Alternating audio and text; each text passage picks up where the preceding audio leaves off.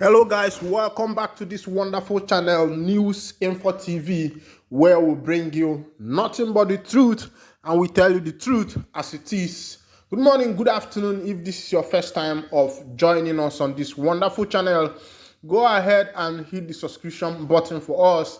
The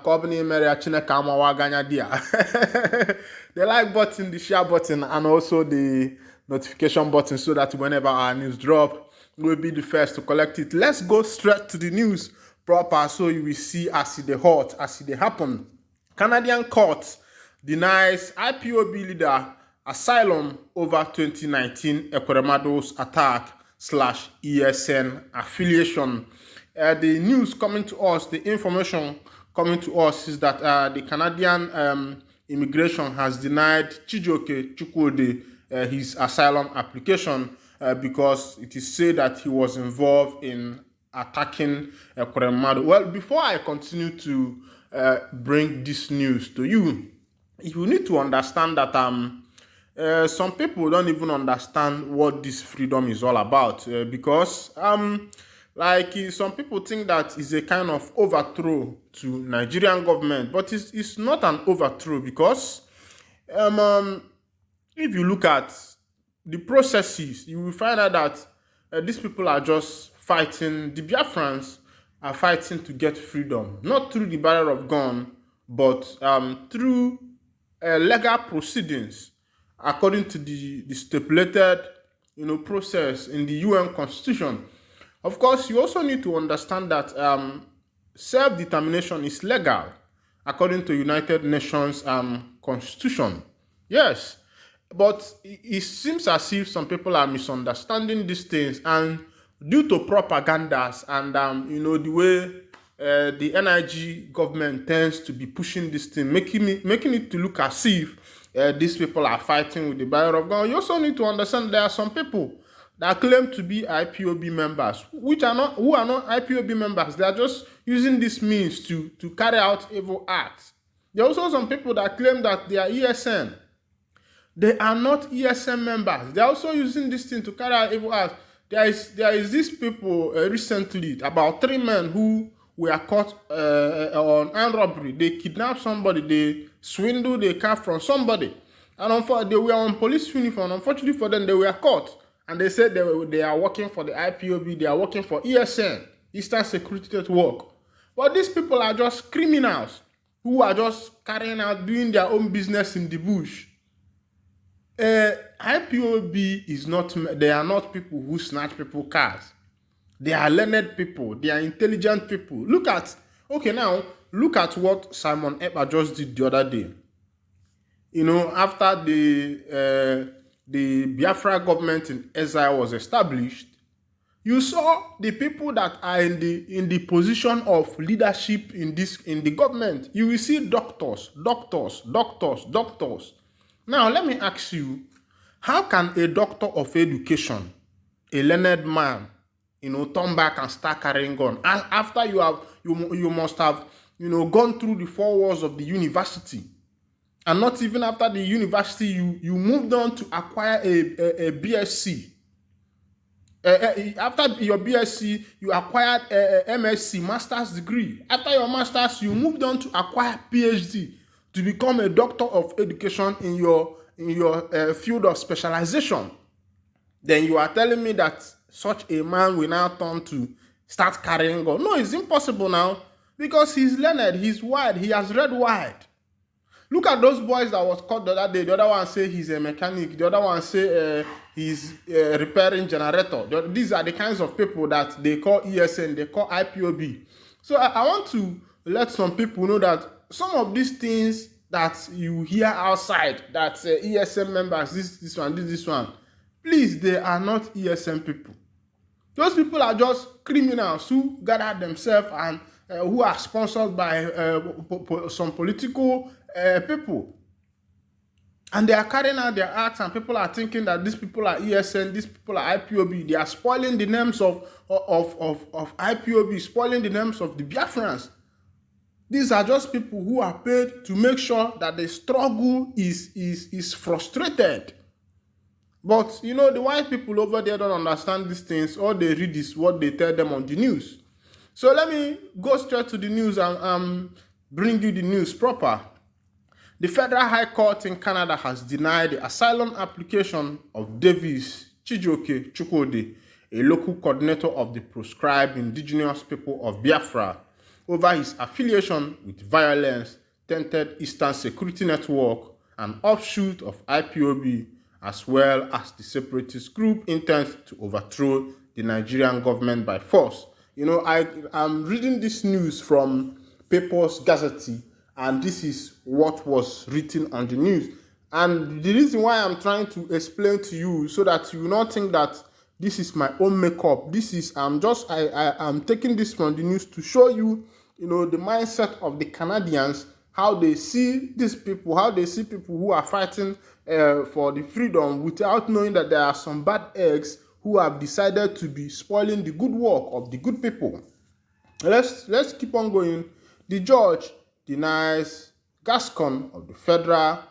The judge Denis Gascon of the Federal Court, Montreal, Quebec, on March 28 dismissed Mr. Chukwudi's application for judicial review, citing a 2019 incident in which former Deputy Senate President Ike Ekweremadu was violently attacked by IPOB members in Germany. The Canadian court drew its conclusion that the separatist group was not as peaceful as Mr. Chukwudi, the asylum applicant, claimed it to be. The documentary evidence demonstrates that the IPOB claims responsibility for the attacks on Nigerian government representatives in Spain and Germany in 2019 and created a militarized group, the Eastern Security Network, that engages in numerous fights against government forces. Read the documents detailing Mr. Chukwudi's asylum denial.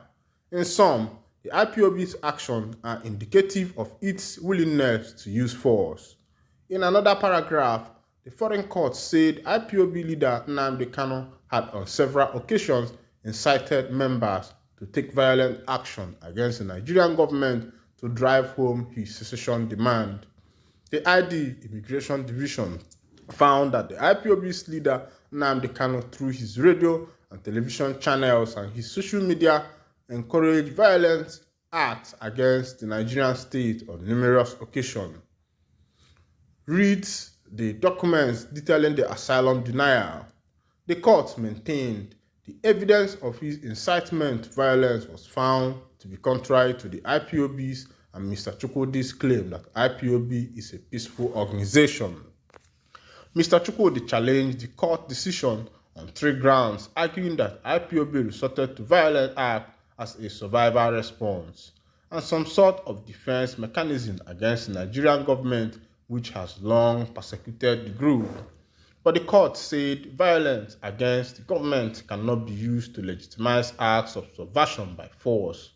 The asylum applicant also argued that the reports from the Nigerian press could not be trusted, saying the African nation lacked journalistic integrity. He claimed that if the reports were properly analyzed, the ID would have found the information obtained from Nigerian sources inadmissible and unreliable. But the Minister of Public Safety and Emergency Preparedness, who was the respondent in the case, dismissed the claim, noting that Mr. Chukwudi himself relied on multiple Nigerian sources, but interestingly find them too doubtful and unreliable for the ID. The court said it was the ID's prerogative and determined the document evidence that was reliable, which it did before arriving at the decision to deny him the asylum application. The Nigerian climate of corruption and its doubtful freedom of press does not make all evidence unreliable.